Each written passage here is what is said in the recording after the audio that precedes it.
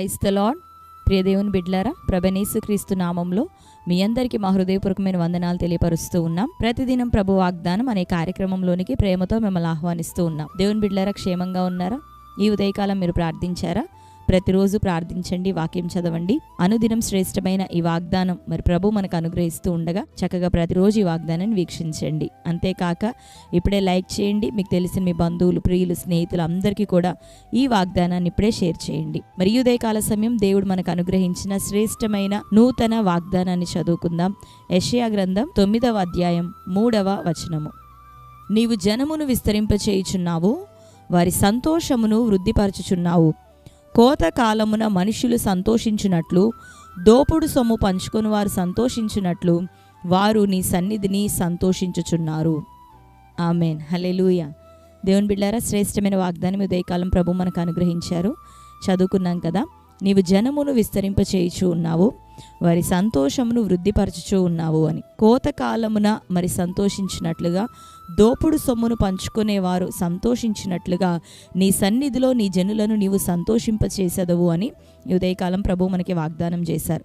దేవుని బిడ్డలారా, దేవుడు మనకి ఇస్తూ ఉన్న ప్రతి వాగ్దానము నిశ్చయంగా ఆయన మరి ఆయా కాలంలో, ఆయా సమయంలో, రెండోదిగా దేన్ని చెయ్యాలి అని మన విషయమై ఆయన ఆశ కలిగి ఉన్నాడో దానిని మనం నెరవేరుస్తూ ఉన్నప్పుడు నిశ్చయంగా ప్రతి వాగ్దానాన్ని ఆయన నెరవేరుస్తాడు.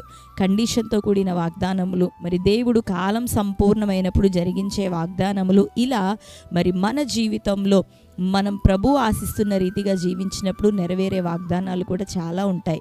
అయితే ఈ వాగ్దానంలో ప్రభు అంటున్నాడు కదా, నా సన్నిధిని నేను వారిని సంతోషింపచేసేదను. మనం దేవుని సన్నిధిలో సంతోషించాలన్నా, దేవుని సన్నిధిలో మరి మన సంతోషం వృద్ధి చెందాలి అన్నా, కోతకాలంలో ప్రజలు ఎట్లా సంతోషిస్తారో పంటను కోస్తూ, దోపుడు సొమ్మును ఎవరన్నా పంచుకుంటున్నప్పుడు వారికి ఎటువంటి సంతోషం ఉంటుందో.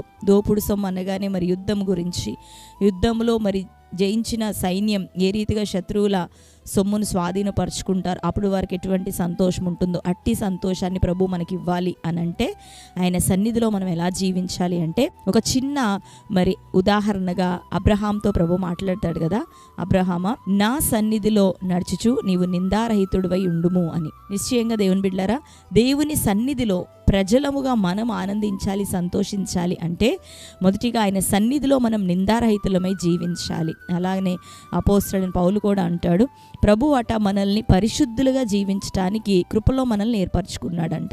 కాబట్టి దేవుని బిడ్డలారా, దేవుని కృపలో పిలువబడిన మనము ఆయన సన్నిధిలో నిందారహితులుగా, ఆయన సన్నిధిలో పరిశుద్ధులుగా జీవించగలిగితే, నడవగలిగితే అప్పుడు ఆయన సన్నిధిలో ఉన్న సంతోషాన్ని మనం పొందుకోగలుగుతాం. కాబట్టి ఈ రోజు వరకు మరి ఎలా మనం జీవించాము, ప్రభు సన్నిధిలో ఒకవేళ నిందారహితమైనదిగా ఉన్నదా, నిందా సహితమైనదిగా ఉన్నదా, లోపములతో ఒకవేళ కొనసాగినామా, బలహీనతలతోనే ఇంకా జీవిస్తూ ఉన్నామా, ప్రభువుకి పెదవులతో సమీపముగా ఉండి హృదయంతో దూరంగా ఒకవేళ ఉంటూ ఉన్నామా, ఆయన తట్టు మన ముఖములను కాక మన వీపులను తిప్పేవారిగా ఒకవేళ ఉన్నామా, వీటన్నిటినీ మనం సరిచేసుకొని ఆయన సన్నిధిలో ఇకనూ నిందారహితంగా జీవించడానికి మనం ప్రయత్నిస్తే పరిశుద్ధాత్మదేవుడు సహాయం చేస్తాడు, నిలబెడతాడు.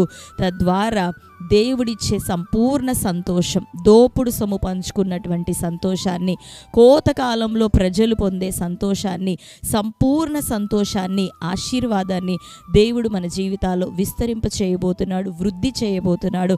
ఆయన జనముల సంతోషంను వృద్ధి చేసే దేవుడు. హల్లెలూయా. కాబట్టి దేవుని బిడ్డలారా, అబ్రహాం వలె మనం కూడా నిందారహితులమై జీవించడానికి సిద్ధపడదామా? ఆ రీతిగా మనం నడుస్తూ ఉండగా నా సన్నిధిలో వారి సంతోషాన్ని నేను వృద్ధిపరుతును అని ప్రభు ఈ ఉదయకాలం మనకిచ్చిన ఈ వాగ్దానాన్ని ఆయన మన ఎడల నెరవేర్చబోతున్నాడు. ఆమెన్. కాబట్టి ఈ సమయంలో మన ప్రవర్తనని దేవుని ఎదుట సరిచేసుకుంటూ మరి ఆత్మీయ జీవితంలో స్థిరపరచబడదాం. తద్వారా అన్ని విషయాల్లో దేవుడు నిన్ను వృద్ధిలోనికి తెచ్చునుగాక. ఆమెన్. అందరం కళ్ళు మూసుకుందాం. ప్రార్థనతో ఈ వాగ్దానాన్ని స్వతంత్రించుకోవటానికి ప్రభు వైపు చూద్దాం. కళ్ళు మూసుకుందాం. ప్రార్థన. స్తోత్రం ప్రభా, thank you Holy Spirit God, మీకు వందనాలు, స్తోత్రాలు తండ్రి.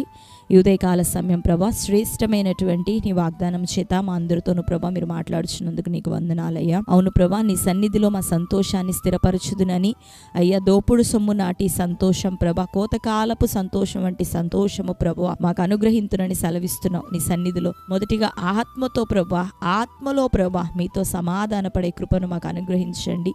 నీ బిడ్డలందరి జీవితంలో ఆత్మ సంబంధమైన లోపములు, బలహీనతలు, పోరాటాలు కొట్టివేయబడును గాక. యేసు నామములో వాక్యానుసారమైన జీవితంలో అనుగ్రహించబడును గాక. మంచి ప్రార్థన ఆత్మతో ప్రభా, పరిశుద్ధ ఆత్మతో నీ సహవాసంలో నిత్యం ఎదిగి ఫలించే కృపనివ్వండి. నీతి న్యాయమును ప్రభా అనుసరించే కృపను మా అందరికీ నీ దయచేయండి.